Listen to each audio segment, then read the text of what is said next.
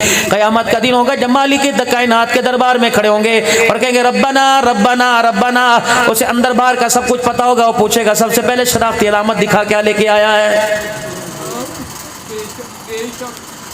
حوض کوثر پر شناختی علامت پوچھی جائے گی. حوض کوثر پینے کے لیے کون سی شناختی علامت لے کے آیا ہے. پل صراط پر شناختی علامت پوچھی جائے گی. جنت میں داخلے تک دروازہ بجاتا رہے گا. جنتی کو دربان پوچھے گا کون ہے, کون سی شناختی علامت لے کے آیا ہے. جب تک شناختی علامت نہیں دکھائے گا خدا کی قسم تیرا میرا شناختی کارڈ کا آمد نہیں ہوگا. اسی طرح ایمان کی حرارت علامت نہیں دکھائیں گے, اس وقت تک قیامت کے دن آپ کا میرا ایمان میرے عزیزوں قابل قبول کوئی نہیں ہوگا. اب کیا علامت؟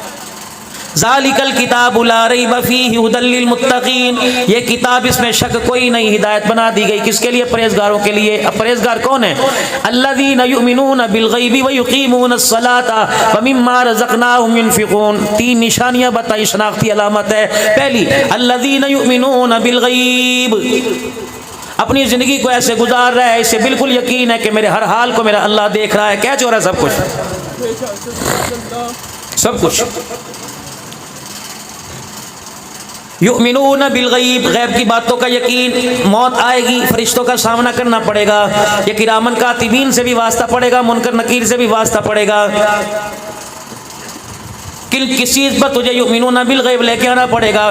آمنت باللہ وملائکتہ وکتبہ ورسلہ والیوم الآخر والقدر خیرہ وشرہ من اللہ تعالی والبعث بعد الموت. ایمان لایا میں اللہ پر, فرشتوں پر, کتابوں پر, رسولوں پر, اچھی بری تقدیر پر کہ وہ اللہ ہی کی طرف سے, اور مرنے کے بعد قیامت کے دن جی اٹھنے پر. ایمانداری سے بتاؤ, یہاں تقدیر کے فیصلے کو اکثر انسان نہیں مانتے. یہ یوں نہ کرتا تو یوں ہو جاتا, یہ یوں نہ کرتا یوں ہو جاتا. کیسے ہو جاتا؟ تیری تقدیر کو اللہ نے تیرے سانس لینے سے پہلے اللہ نے ساتھ لکھ دیا تھا, سب کچھ لکھ دیا. وما اصابکم من مصیبت فبما کسبت ایدیکم ویعفو عن کثیر. اے بندے, جیسا سونا میں نے پیدا کیا تھا میں تو تجھے دنیا میں ویسا سونا دیکھنا چاہتا تھا. پیسے کے لالچ میں تیرا قدم ڈگمگا گیا, حسینہ کے لالچ میں تیرا قدم ڈگمگا گیا, دنیا کی عزت کی لالچ میں, عہدے کے لالچ میں تیرا قدم ڈگمگا گیا. میں بندہ بتا کیا کروں؟ اللہ اکبر. جب تجھے اقتدار کی کرسی سے پھینکا جائے گا, پھر تجھے جیل میں ڈالا جائے گا, کہے گا جی اللہ کی مرضی. میرے بندہ, جب تجھے کروڑ سے ککھ پتی بنایا جائے گا تب کہے گا اللہ کی مرضی. جب تیری الپسند کو ناپسند بنا دیا جائے گا, دھوکہ دے کے جائے گی کہ اللہ کی مرضی. اللہ نے کیا جی, بس کیا کر سکتے ہیں؟ اللہ کے کاموں میں کون مداخلت کر سکتے ہیں؟ اللہ کا قرآن کیسی شاباشی کے دے کے کہہ رہا ہے کہ وما اصابکم من مصیبت فبما کسبت ایدیکم. اے میرا بندہ, جب تیرے پر حالات آتے ہیں اللہ نے نہیں کیا بلکہ تیرے ہاتھوں نے سارا کیا ہے. ویعفو عن کثیر. اگر تیرا اللہ سب کچھ کرتا تو مجھے میری کبریائی کی قسم ہے تیری پلک کے جھپکنے پر اللہ تیری گرفت کر لیتا. بہت سی باتوں کو میں نے درگزر کر دیا کہ چل کوئی نہیں میرا بندہ, اس کا میرا کیا جوڑ. بہت سی باتیں میں تو کوئی بات نہیں. فرشتے کہتے ہیں دیکھیے اللہ دیکھیے, میں کہا یار کوئی بات, چل جاتا, کوئی بات نہیں, کوئی بندہ ہے, فطرت رکھی اس کے اندر. لیکن خبردار, سب کچھ برداشت کروں گا اپنی توحید میں, اپنے توحید میں میرے عزیزوں کو ایک چیز کا شریکہ برداشت نہیں کروں گا. اپنے ساتھ کوئی میرے ساتھ ملا کے کھڑے گا, کاش میرا نبی کیوں نہ, میں بھی وہ بھی برداشت نہیں کروں گا. اور جو میرا دشمن ہوگا اس کی کوئی حمایت کرے گا وہ بھی میرے سے برداشت نہیں ہوگا. یوں حضرت نوح علیہ السلام نے بیٹے کے لیے ہاتھ اٹھا دیے, فرمایا تجھے نہیں پتا یہ میرے ساتھ میرا شریکہ کیا کرتا تھا, میرے ساتھ اور سے بہت الہوں کو, بہت سارے معبود باطلہ کو کھڑا کر دیتا تھا. اور آپ کو تو اچھا بھلا پتہ ہے تیرے گھر کے اندر تیرا بیٹا میری بغاوت کرتا تھا, آج آپ کو کیا ہو گیا, آپ میری دشمن کی سفارش کرنے آ گئے. سمجھدار میرا نبی ذرا بات یاد رکھ لے, اگر دشمن کی سفارش کرے گا, دشمن کی حمایتی کرے گا تو پھر میں یار کی یاری کا بھی خیال نہیں کروں گا.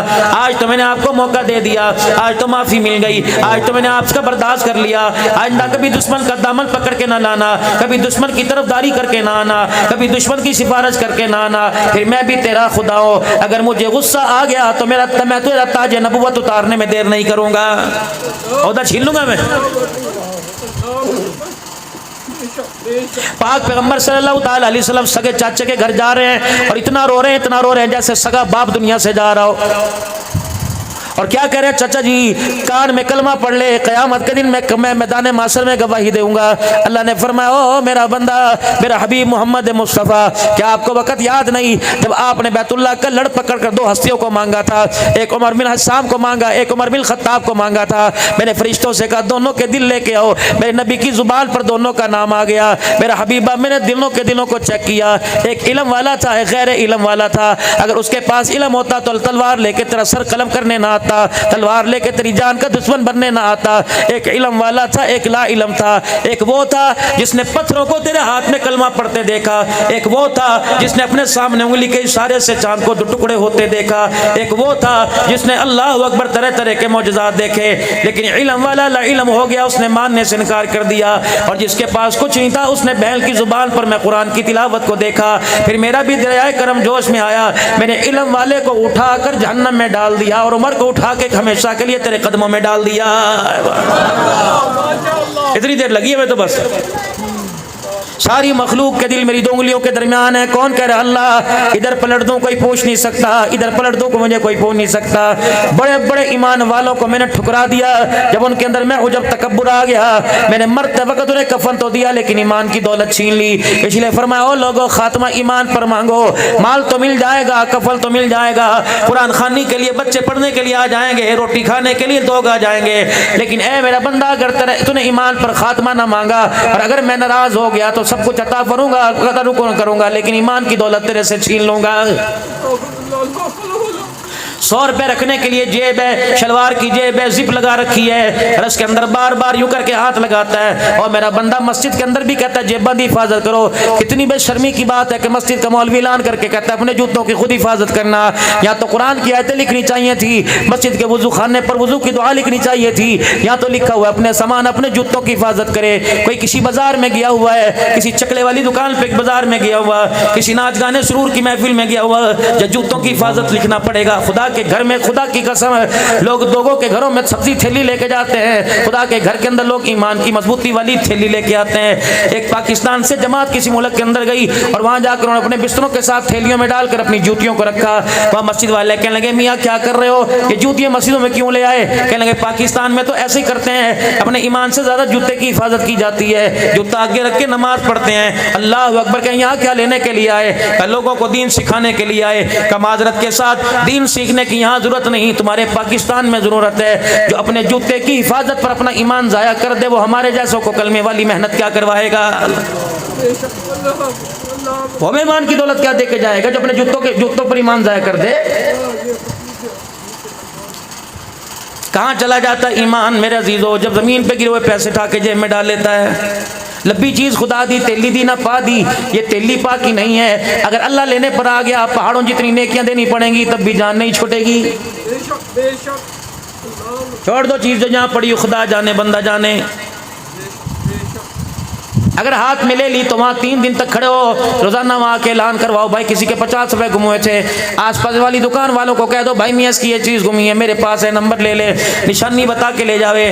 عرصہ دراز تک اگر وہ نہ ملے تو اس کی طرف سے صدقہ کر دے, اس نیت سے صدقہ کرے. اگر وہ یہ چیز لینے کے لیے آ گیا بتاؤں گا بھائی انتظار کر کے صدقہ کر دی. اگر وہ مان گیا ٹھیک ہے, اگر وہ کہیں نہیں جی میری چیز واپس کر تو صدقہ کی ہوئی چیز تجھے واپس کرنی پڑے گی. ایمان اتنا آسان ہے. ٹیلر ماسٹر کی دکان پر جاؤ, کہتا جی نہیں سیکھنا جی, ذہن کام نہیں کرتا. کیوں کہتا نہیں جی اسے نو سال ذرا جھاڑو رگڑواؤ نا جی, پانی دے کولر پرواؤ نا جی. کوئی کام سیکھنے کے لیے 4 سال لگتے ہیں, دین سیکھنے کے لیے میرے عزیزو گھر بیٹھے تمہارے منہ میں میرے منہ میں کوئی سونے کا چمچہ دے کے چلا جائے گا؟ سیکھنا پڑے گا. میرے پاس اللہ کی قسم وقت کوئی نہیں ہوتا, پتہ نہیں میں نے اس وقت آگے کہاں جانا نہیں جانا یہ میرے اللہ کو پتہ ہے. میں بھی کل سروزہ لگا کے آیا اور اس سروزے کے اندر خدا کے اللہ پہلے بھی لے جاتے ہیں, لیکن پتہ لگا خدا پاک کی قسم اس گفتگو سے زیادہ امت کو اس گفتگو کی ضرورت ہے. یا تو سننے کے لیے آئے عبد الحنان، جس دن تو سن کے چلانے کے لیے تو چل کے سننے کے لیے جائے گا، اس وقت مقصد زندگی پورا ہو جائے گا۔ تأمرون بالمعروف وتنہون عن المنکر وتؤمنون باللہ، تم ممبروں پہ بیٹھنے کے لیے نہیں آئے بلکہ ممبر اور محراب کا تقدس بچانے کے لیے آئے ہو۔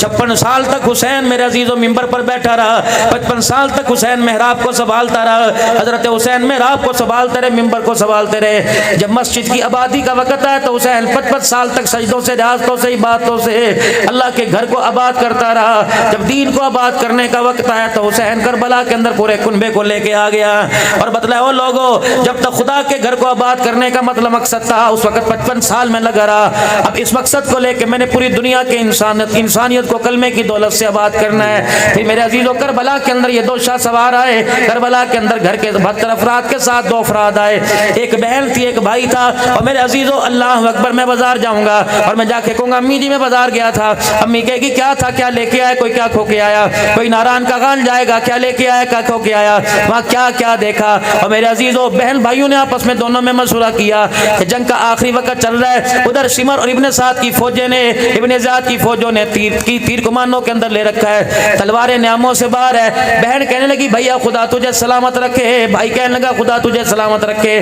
کہ اگر دونوں چلے گئے تو اللہ حافظ ہے، اگر دونوں میں سے ایک بچ گیا بتا مدینے میں جا کے کیا پیغام دوں گی، مکے میں جا کے کیا پیغام دوں گی، چنیوٹ شہر میں جا کے کیا پیغام دوں گی، پاکستان میں جا کے کیا پیغام دوں گی۔ دونوں بہن بھائیوں نے مسکرا کے کہہ دیا کہ اللہ اکبر، نانے کی امت کو جا کے کہہ دینا، چنیوٹ والوں سے جا کے کہہ دینا خیمے میں پردہ تھا، کربلا کے میدان میں سجدہ تھا، بہن خیمے میں جا کر پردہ بچا گئی اور بھائی تلواروں کے سائے میں سجدہ بچا کے چلا گیا۔ اور خدا پاک کی قسم چنیوٹ والوں کا ایمان ہے کہ بہن تیرے جیسا پردہ کوئی نہیں کر سکتا، حسین قیامت تک تیرے جیسا سجدہ بھی کوئی نہیں کر سکتا۔